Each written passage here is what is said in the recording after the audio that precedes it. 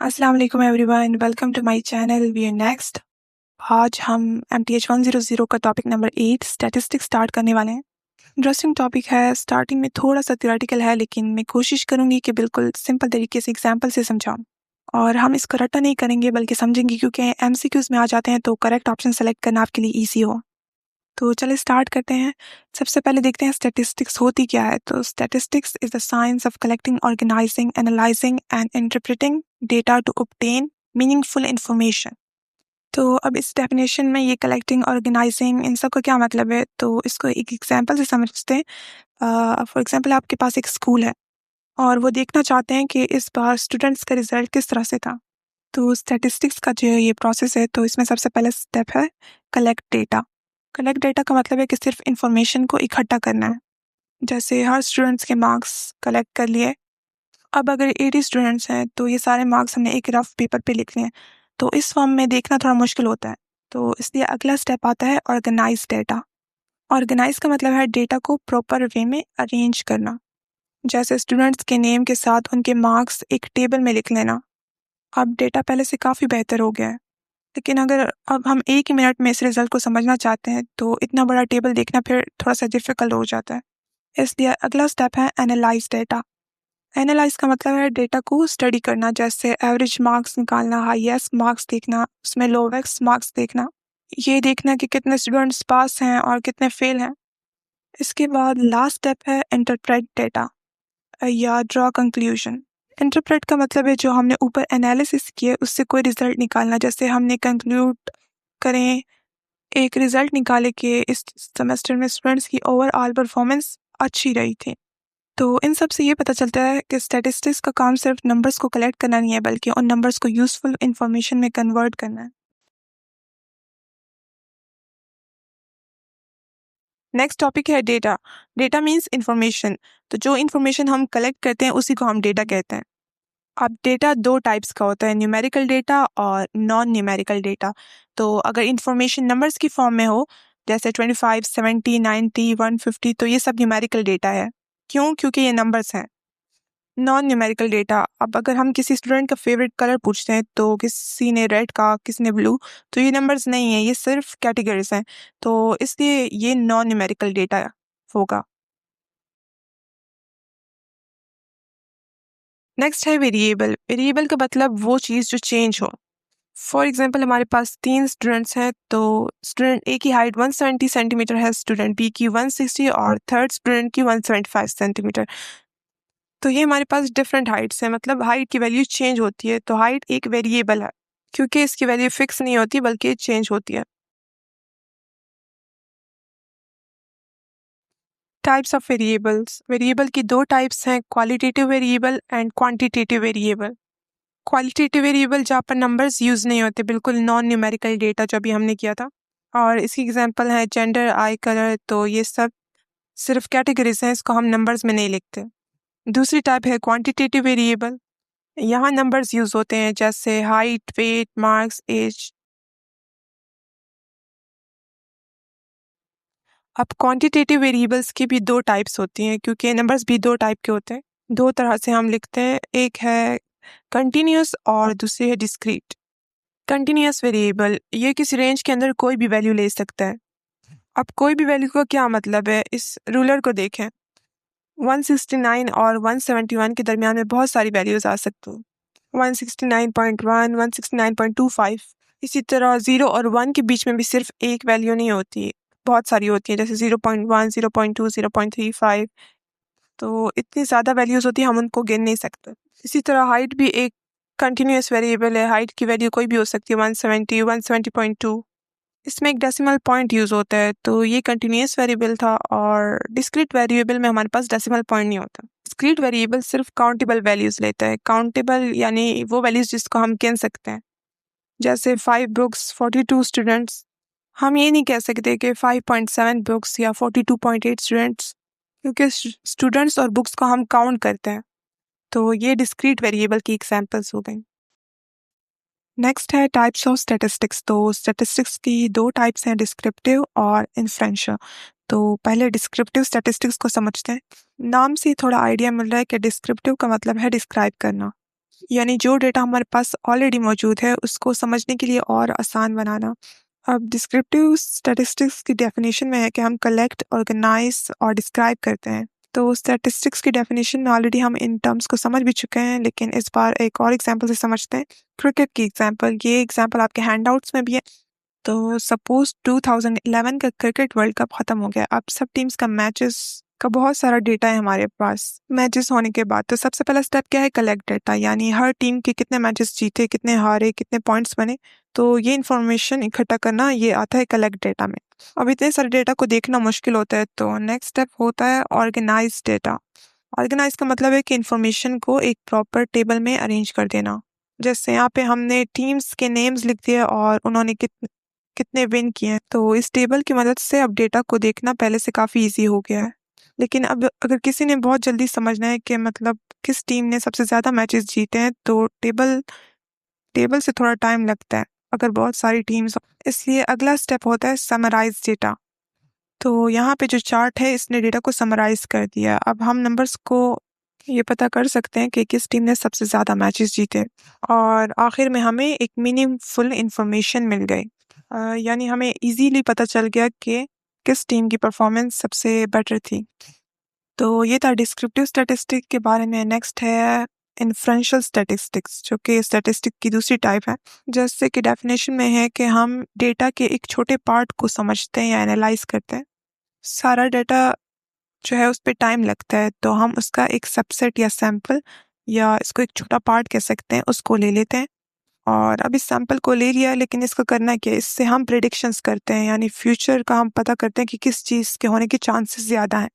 तो पॉपुलेशन जो है हमारे पास, वो सारा डाटा है।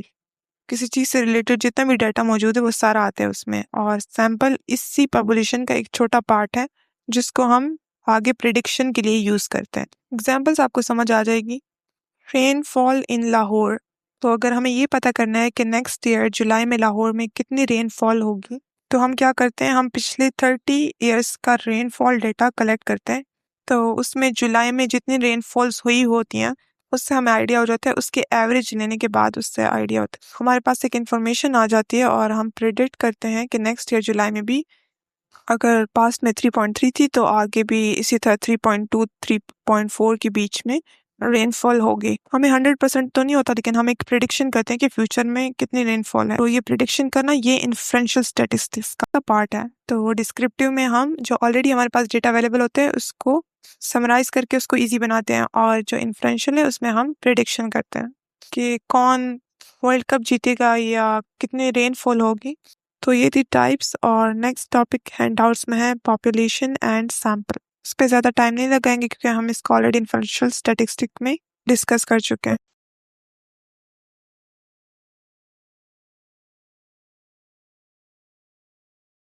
Population is the entire group that we want to study. तो पॉपुलेशन का मतलब है पूरा ग्रुप जिसको हम स्टडी करना चाहते हैं। जैसे कि यूनिवर्सिटी के सारे स्टूडेंट्स पॉपुलेशन है, और सैंपल जो है वो पॉपुलेशन का छोटा हिस्सा होता है। अगर हम 1000 स्टूडेंट्स में से सिर्फ 100 स्टूडेंट्स को सेलेक्ट करते हैं तो ये सैंपल होगा, और सैंपल को स्टडी करके पूरे पॉपुलेशन के बारे में आपको आइडिया मिल जाता है। तो इससे टाइम भी बच जाता है और कॉस्ट भी कम होती है। ये था पॉपुलेशन एंड सैंपल। इसके बाद है measurement scales. Total 4 measurement scales हैं, और इससे हमें पता चलता है कि डेटा किस टाइप का है। सबसे पहला है नॉमिनल स्केल, और स्केल में डाटा सिर्फ कैटेगरीज में डिवाइड होता है और इसमें कोई स्पेसिफिक ऑर्डर नहीं होता।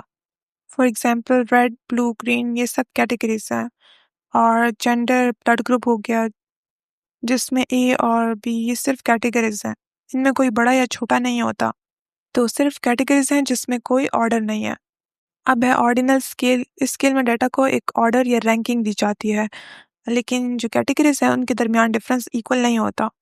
एग्जाम्पल है रेस्टोरेंट की रेटिंग्स या class position first, second, third. तो यहाँ पे हमें ये तो पता होता है कि कौन बेटर है, लेकिन ये नहीं पता होता कि कितना बेटर है। तो ऑर्डर तो एग्जिस्ट कर रहा है, लेकिन जो बीच में गैप है उससे कोई ख़ास हमें पता नहीं चल रहा कि कोई चीज़ कितनी अच्छी है दूसरे से। अगला है इंटरवल स्केल, और इस स्केल में डाटा ऑर्डर भी होता है और वैल्यूज़ के दरमियान इक्वल डिफरेंस होता है। तो इक्वल डिफरेंस से वो इशू ख़त्म हो जाता है कि कोई चीज़ कितनी बेटर है।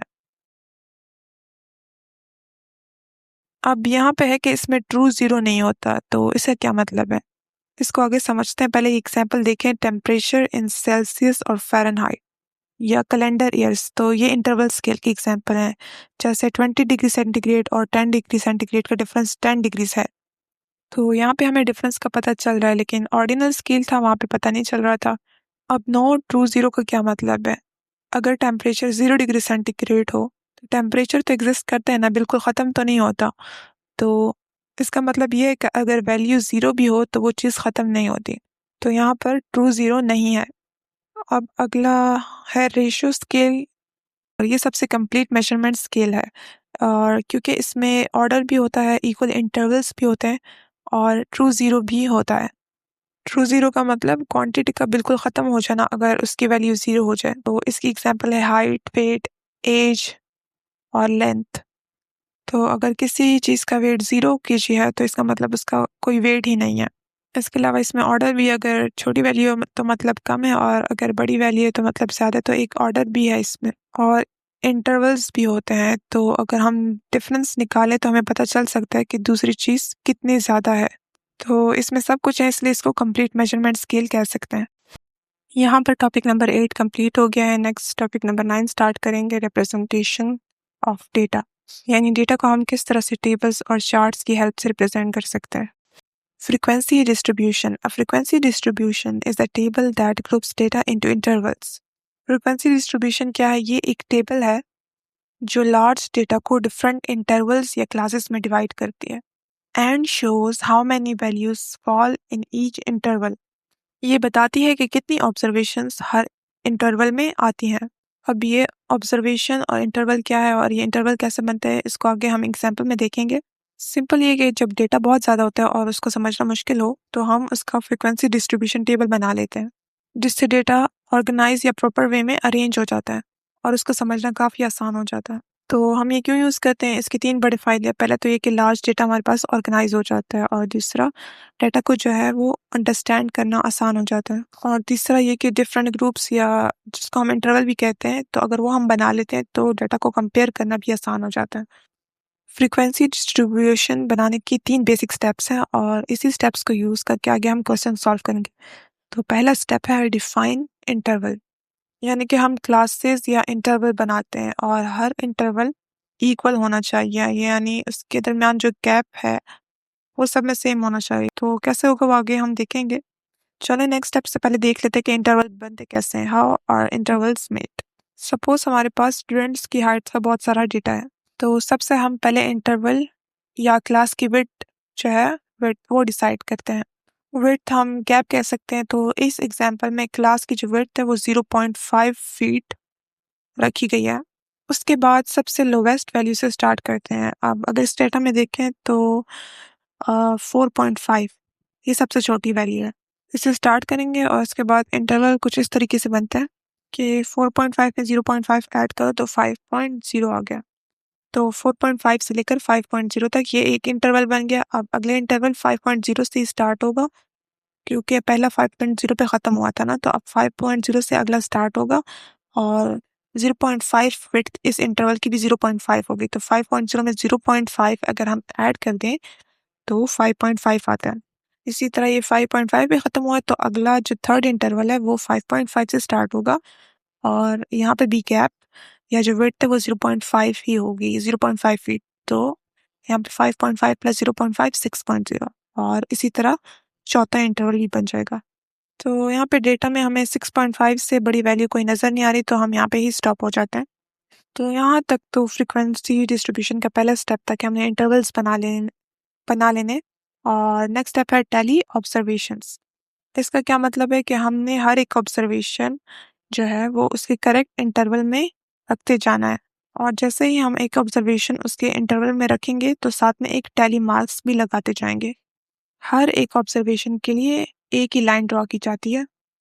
और इसके बाद है काउंट ऑब्जर्वेशंस। तो ऑब्जर्वेशन को सिंपल काउंट कर लेना है। ये नेक्स्ट सेकंड और थर्ड स्टेप जो है वो आगे हम टेबल में देखते हैं, वहाँ पे ज़्यादा चीज़ समझ आ जाएगी। तो ये है फ्रीक्वेंसी डिस्ट्रीब्यूशन की एग्जांपल। फर्स्ट कॉलम में हाइट रेंज दिया गया है जिसमें हम जो इंटरवल्स बनाए थे वो हमने रख लिया, और इसके बाद है टैली मार्क्स जो कि सेकंड स्टेप था, और लास्ट में है फ्रीक्वेंसी का कॉलम जो कि हम थर्ड स्टेप में फाइंड आउट करते हैं। अब टैली मार्क्स को अगर हम देखें तो ये हम किस तरह बनाते हैं, पहले हमें अगर एक ऑब्जर्वेशन डाटा में मिल गई जो कि ये फर्स्ट इंटरवल में थी, 4.5 से लेकर 5.0 के बीच में थी वो वैल्यू, तो हम एक लाइन ड्रॉ कर लेंगे। दूसरी मिलेगी तो हम दूसरी, इसी तरह तीसरी और चौथी, और जो पांचवी लाइन होती है वो हम इस तरह से क्रॉस, यानी जो पिछली 4 लाइन्स होती हैं उनको कट करके बनाते हैं। तो इसका मतलब है कि 5 ऑब्जर्वेशंस। असल में यहाँ पे 5 लाइन्स है, लेकिन आपने ये 5th लाइन नहीं बनानी है, आपने 4 लाइन बना लेनी है, उसके बाद उसके ऊपर क्रॉस लगा देना है, तो ये 5 ऑब्जर्वेशन को रिप्रेजेंट करता है।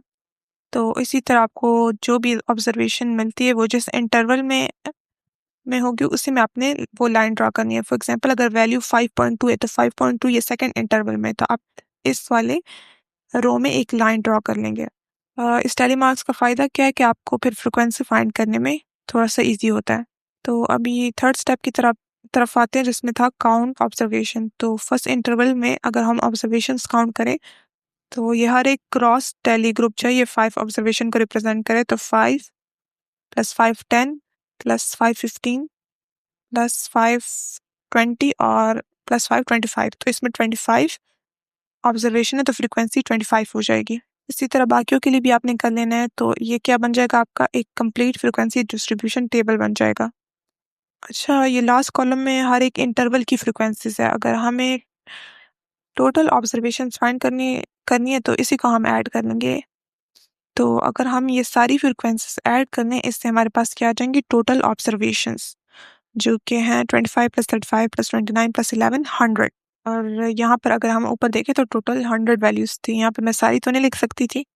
तो ये थे 3 स्टेप। सबसे पहला स्टेप था डिफाइन इंटरवल, जिसमें हम डिफरेंट इंटरवल्स बनाते हैं और जो हर एक इंटरवल की विड्थ होती है वो सेम होती है। विड्थ आप अपने हिसाब से भी कुछ भी रख सकते हैं, 0.6 0.7, यहाँ पे 0.5 हमने इस एग्जाम्पल में देखी।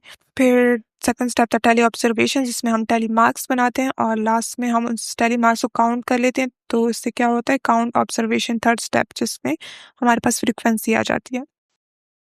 तो इस वीडियो में हमने टॉपिक नंबर 8 कंप्लीट कर दिया है और टॉपिक नंबर 9 स्टार्ट किया है।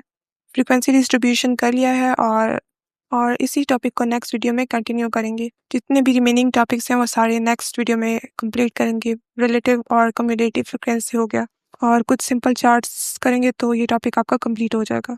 और अगर वीडियो आपके लिए हेल्पफुल रही हो तो चैनल को सब्सक्राइब कर दें। Thanks for watching. अल्लाह हाफिज़।